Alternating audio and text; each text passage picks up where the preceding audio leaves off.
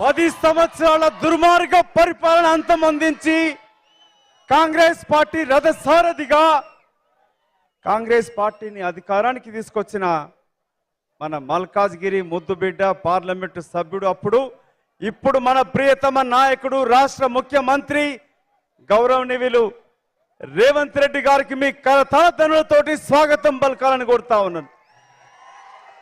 వేలాదిగా తరలి వచ్చి మన ముఖ్యమంత్రికి స్వాగతం పలుకుతూ రేపు మే 13న జరిగే పార్లమెంట్ ఎన్నికలలో తన తర్వాత ఒక సమర్థవంతమైన నాయకురాలిగా జడ్పీ చైర్పర్సన్గా అనుభవం కలిగిన సునీత మహేందర్ రెడ్డి గారిని మన అభ్యర్థిగా పంపించి మన మీద నమ్మకంతో భారీ మెజార్టీతో గెలిపిస్తామని చెప్పి ఏ నమ్మకం అయితే మన పైన ఉంచినరో ఇక్కడ వచ్చిన వేలాది మంది అక్కజెల్లల్ని అన్నదమ్ములని అందరినీ వేడుకుంటా ఉన్నాను.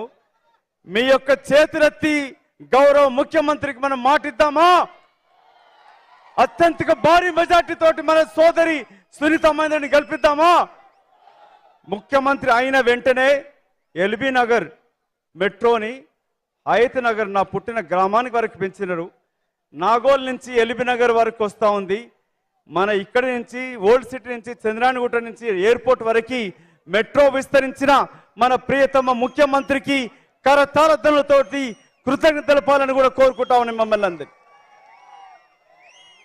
ఎన్నో అభివృద్ధి కార్యక్రమాలు చేస్తూ ఆడపడుచులకి ప్రభుత్వం వచ్చిన వెంటనే ఉచిత బస్సు సౌకర్యం, 2500 రూపాయలు మహాలక్ష్మి పథకం, 500కే గ్యాస్ సిలిండరు, పక్కా ఇల్లు కట్టించడానికి కార్యక్రమం, తల్లి సోనియా ఇచ్చిన హామీలని తనయుడుగా గౌరవ ముఖ్యమంత్రి 6 గ్యారంటీలు అమలు చేస్తూ కేంద్రంలో రాహుల్ గాంధీ గారి నాయకత్వాన ఖర్గే గారు మన నేషనల్ మేనిఫెస్టోలో మహాలక్ష్మి పథకం కూడా అమలు చేస్తూ తీసుకొచ్చినప్పుడు ఇవాళ 4 నెలల లోపల తెలంగాణ మోడల్గా జాతి మొత్తం కూడా గుర్తించేటట్టుగా ఏ రాష్ట్రం నుంచి అయినా కాంగ్రెస్ నాయకులు మనం ప్రియతమ నాయకుడిని క్యాంపెయిన్కి రమ్మని అంటున్నారంటే అది మనందరికి కూడా గర్వకారణం.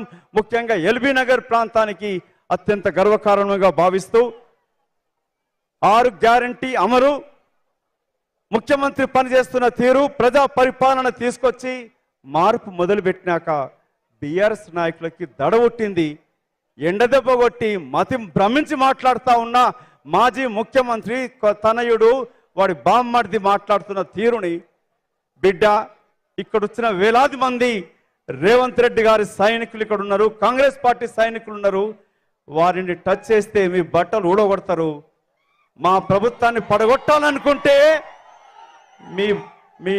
మీ ఒంటి పైన బట్టలు కూడా మిగిలవు. ఇక్కడ వచ్చిన జనాభాను మీరు గుర్తించండి.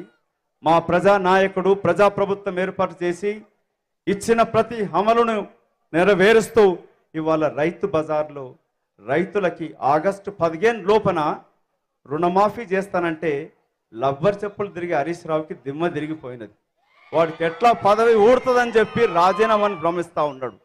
మీ అందరికి ఒక హెచ్చరిక, రేవంత్ రెడ్డి గారు వెనకాల తెలంగాణ ప్రజలు ఉన్నారు.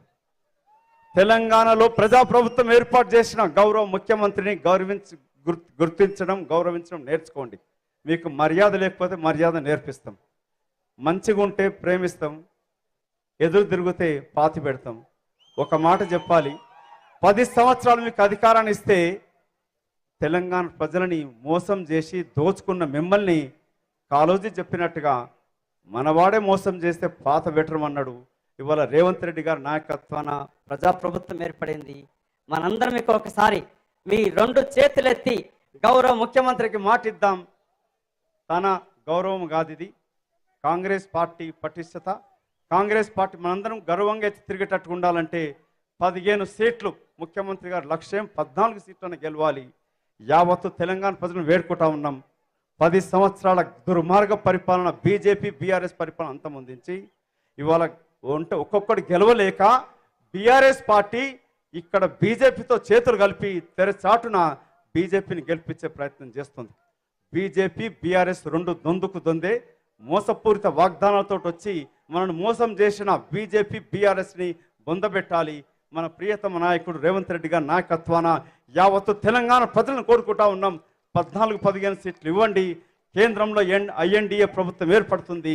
మరొకసారి తెలంగాణ సాధించి పెట్టిన యూపీఏ ప్రభుత్వం తల్లి సోనియమ్మ చేతిలో రాహుల్ గాంధీ ప్రధానమంత్రి అవుతే ఈ రాష్ట్రం సస్యశ్యామలం అవుతుంది.